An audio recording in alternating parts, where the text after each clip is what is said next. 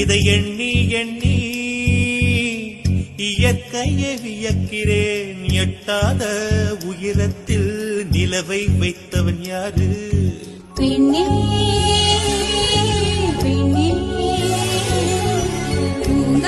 பூங்காற்றறியாம் எட்டாத உயரத்தில் நிலவை வைத்தவன் யாரு?